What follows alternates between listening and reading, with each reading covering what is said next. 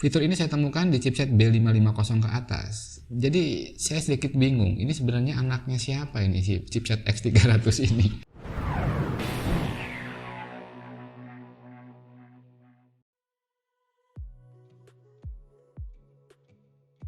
Hai, salam istimewa dari Jogja. Balik lagi bersama saya Andi dari Jawara Media. Oke, as my promise, I'll be back with this X300 by ASRock. Ya, seperti janji saya di video sebelumnya, bahwasanya saya akan balik lagi bersama si mungil ini, X300 ini. Dan di episode kali ini kita akan coba men-tweakingnya, kita akan mencoba mengoptimalisasinya, dan kita akan coba obrak-abrik BIOSnya untuk mengoptimalkan sistem ini. Oke, teman-teman mungkin penasaran kan, seperti apa sih BIOS interface-nya yang kita bilang customable banget? Ya, salah satu kelebihan dari X300 ini karena hampir semua fitur dari prosesor AMD Ryzen yang kita pasang di sini bisa kita setting manual, bisa kita tweaking. Jadi kita masih punya banyak peluang untuk mengoptimalkannya sesuai dengan keinginan kita. Penasaran nggak seperti apa interface-nya? Yuk kita lihat dulu interface BIOS dari X300.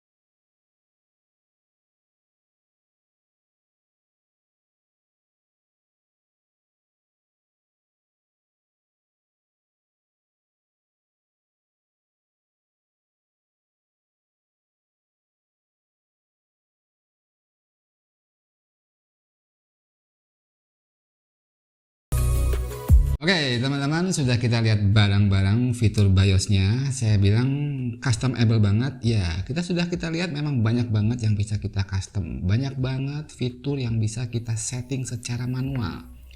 Jadi di prosesor Ryzen 7 yang kita pasang di sini, hampir semua fiturnya bisa kita tweaking manual, bisa kita atur secara manual.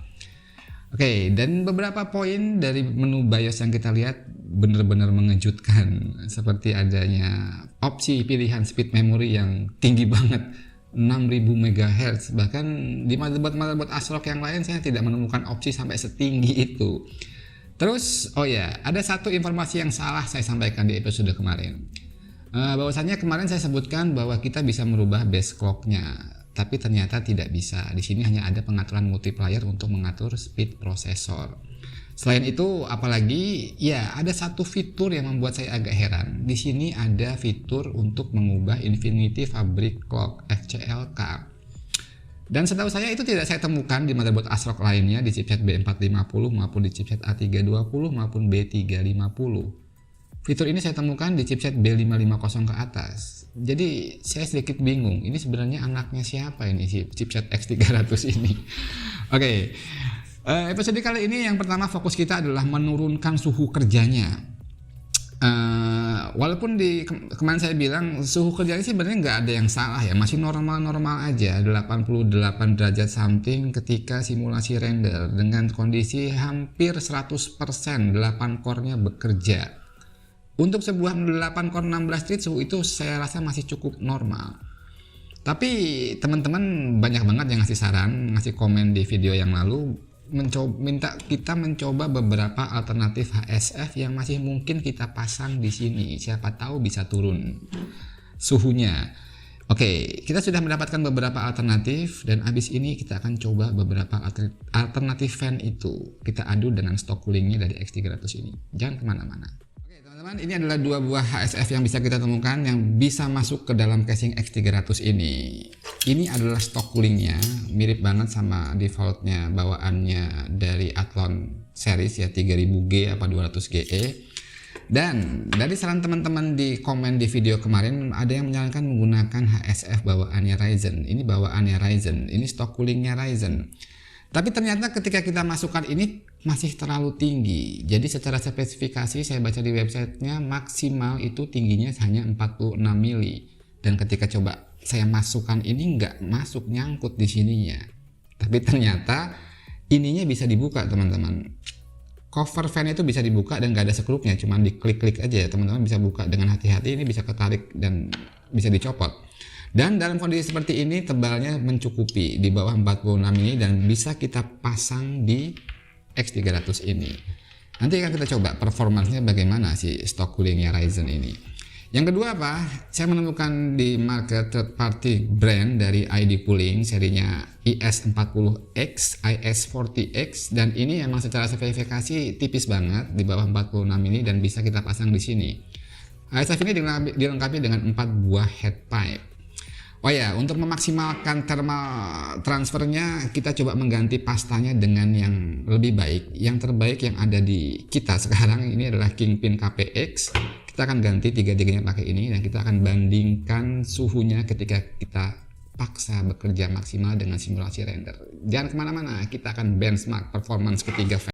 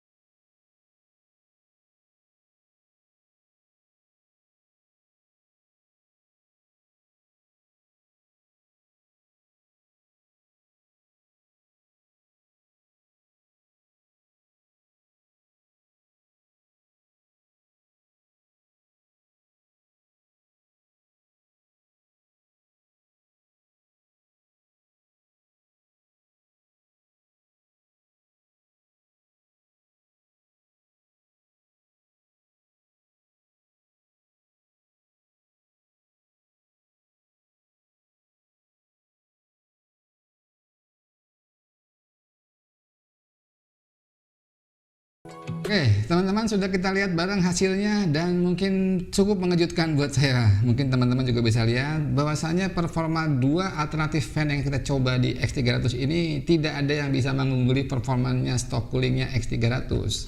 Jadi si kecil mungil ini tetap secara performa pendinginan paling baik, tetap konsisten di 80 derajat something saja ketika kita bebani dengan simulasi render yang memaksa prosesornya 8 core-nya bekerja maksimal 100%. Bahkan di ID cooling yang menggunakan 4 high pipe justru secara performa suhunya itu paling tinggi. Saya sempat tidak percaya juga, tadi saya coba ulang, copot ulang, saya repasta ulang, saya kencangkan semua bautnya, saya pastikan semuanya proper di tempatnya, tapi tetap konsisten, suhunya tetap paling tinggi yang ID cooling. Sedangkan untuk yang right cooling dari AMD tadi, stok coolingnya AMD sedikit lebih tinggi dibandingkan stok coolingnya ASRock ini, sekitar 90 derajat. Ini tetap konsisten di 80 derajat. Oke, dari hasil itu untuk pengajuan selanjutnya tetap kita akan menggunakan stok coolingnya dari X300 aja karena memang performanya paling bagus. Lalu gimana skenario berikutnya? Oke, kita akan coba setting manual dari BIOS. Kita akan set 8 core 16 thread ini Ryzen 7 ini di clock 4 GHz saja. Jadi ini base clocknya memang 3,6. Kita set 4 GB, dengan demikian turbo boostnya akan terdisable. Jadi akan flat 4 GB 8 core-nya. Terus kita akan coba turunkan V-core-nya serendah mungkin untuk mengantisipasi panas yang dihasilkan. Dengan semakin rendah V-core harusnya panasnya juga turun relatif signifikan. Terus apalagi kita akan mencoba menaikkan performa grafiknya dengan menaikkan clock IGP-nya. Integrated Graphic Processornya itu defaultnya 1800 MHz. Kita akan coba set di 2000 atau lebih, 2100 mungkin nanti kita coba. Dan memorinya kita akan coba set setinggi mungkin di level yang stabil untuk benchmark. Kita akan coba setinggi apa sih bisanya. Kemarin saya sempat bilang 4000 bisa masuk Windows, iya, tapi ternyata ketika kita benchmark beberapa aplikasi tidak stabil. Kita akan turunkan sedikit, kita akan cari titik optimalnya. Dari situ kita harapkan pertama performance grafiknya naik, yang kedua suhunya turun, yang ketiga konsumsi daya juga akan turun. Bagaimana kita akan melakukannya? Yuk kita coba tuning dari BIOSnya. Jangan kemana-mana, kita masuk di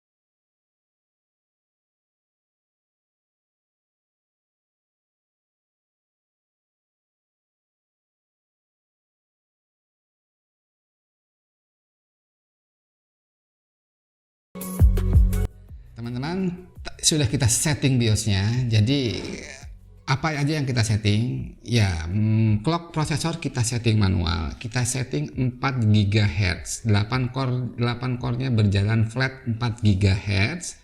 Dengan V-core kita turunkan dari 1,25 kita turunkan jadi 1,175 volt.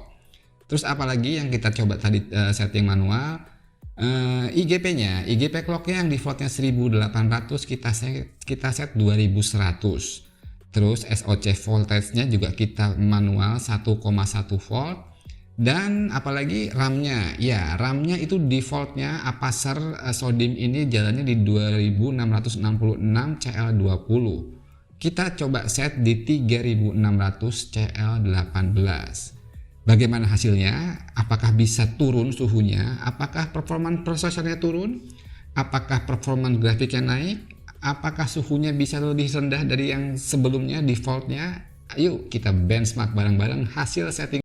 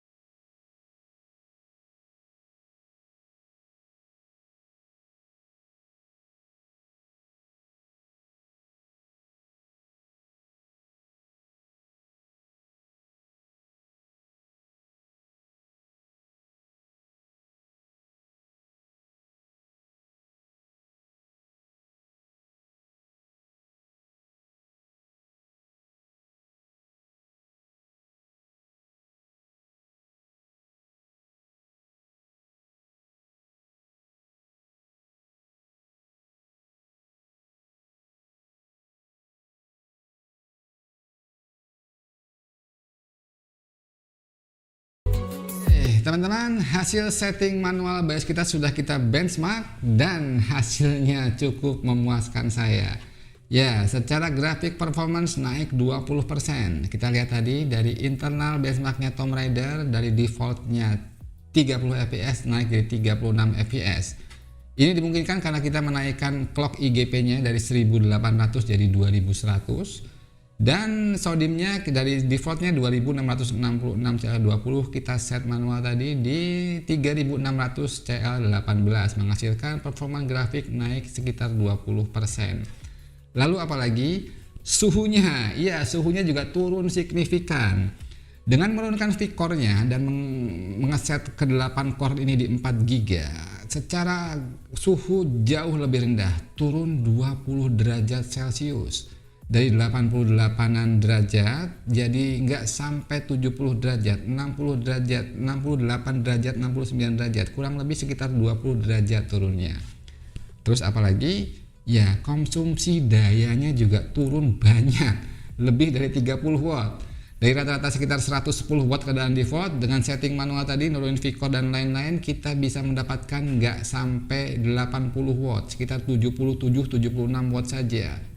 Hampir di atas 30 watt lebih rendah. Terus apa kompensasinya? Tentu ada kompensasinya.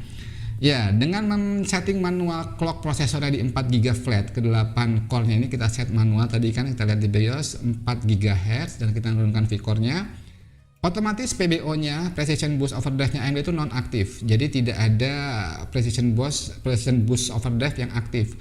Dalam keadaan default di beberapa skenario beberapa core tuh bisa lebih tinggi dibandingkan base clock-nya. Itu yang menyebabkan mungkin skor sign base-nya turun kurang lebih sekitar 4% saja. 4500 something, kalau keadaan default tadi 4700 something, kurang lebih sekitar 4%. Oke, itulah hasil setting manual kita, sudah kita benchmark dan hasilnya menurut saya cukup oke. Suhu turun, watt turun, grafiknya performa naik, dan sedikit penurunan di prosesor performance dari simulasi render. Oke teman-teman, episode kali ini sudah kita lihat kita men-tweaking, mengoptimalisasi sebuah DeX Mini X300. Ya, dari tadi hasilnya kita lihat naik grafik performance lumayan banyak, suhunya turun juga lumayan signifikan, konsumsi daya juga turun lumayan signifikan, dan sedikit penurunan di performance prosesor dari simulasi render. Jadi intinya dengan kemampuan BIOS ini, dengan fitur yang disajikan oleh X300 di BIOS-nya ini, semua kemungkinan skenario bisa teman-teman customize sendiri lewat pengaturan BIOS. Jadi misalnya teman-teman tidak butuh performa prosesor terlalu tinggi, mungkin bisa disetting lebih rendah dari 4 GB, 3,8 atau 3,9. Harusnya V-core-nya juga yang dibutuhkan bisa diturunkan lagi sehingga konsumsi daya dan suhunya bisa lebih dingin dan lebih irit lagi. Oke. Semoga informasi ini bisa berguna buat teman-teman. Jangan lupa terus dukung channel kita dengan share, like, dan bila ada salah informasi ataupun saran-saran dari teman-teman untuk kemajuan channel kita, monggo ditulis di kolom komentar. Sampai jumpa di episode berikutnya. Salam istimewa dari Jogja.